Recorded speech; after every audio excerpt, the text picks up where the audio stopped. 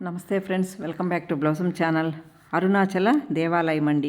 అరుణాచల దేవాలయం తమిళనాడులో తిరువన్నామలైలో ఉన్న ఒక ప్రసిద్ధ దేవాలయం అండి. ఇక్కడ ప్రధాన దైవం అరుణాచలేశ్వర స్వామి.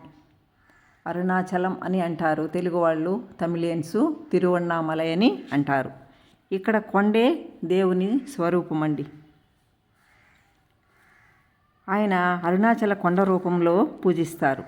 శివుడు అగ్నిస్తంభంగా ఇక్కడే ఆవిర్భవించాడు. వర్షం అండి, అక్కడ వర్షంలోనే తిరుగుతున్నారు. బ్రహ్మ విష్ణువు మధ్య ఎవరు గొప్ప అనే వివాదాన్ని పరిష్కరించడానికి శివుడు అగ్నిస్తంభంగా అవతరించాడని పురాణాలు చెబుతున్నాయి. విష్ణువు వరాహ రూపాన్ని ధరించి ఆ స్తంభం మొదలు కనుగొనడానికి బయలుదేరగా, బ్రహ్మ హంస రూపాన్ని ధరించి దాని చివరి భాగం చూడడానికి ఎత్తుకు ఎగిరిపోయాడు. వీరిద్దరూ జ్యోతి స్తంభాన్ని ఉన్న పరిమితిని కనుగొనలేకపోయారండి. అనంత జ్యోతి రూపాన్ని కొండగా మార్చి శివుడు తనను తాను ఉద్భవించాడు. మేము వెళ్ళిన రోజు వర్షం అండి. వర్షంలో తిరుగుతున్నారు చూడండి. వర్షం పడినప్పుడు కొద్దిగా అలా వెళ్ళి చెట్ల దగ్గర నిలుచుకోవడము, ఆ తర్వాత మళ్ళీ రావడం. చూడండి, వర్షం పడుతూ ఉంది.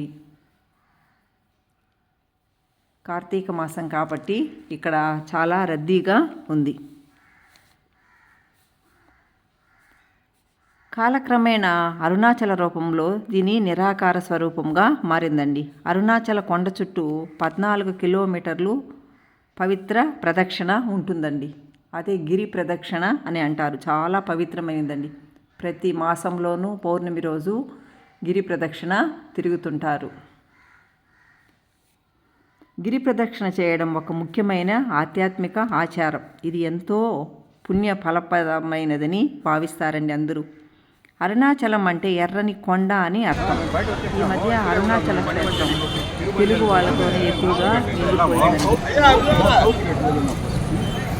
తెలుగు కార్తీక మంది ఇక్కడికి చేస్తుంటారు. తమిళియన్లు తమిళ కార్తీక మాసంలో ఎక్కువగా వస్తుంటారు. రమణ మహర్షి ఆశ్రమం కూడా ఉందండి ఇక్కడ.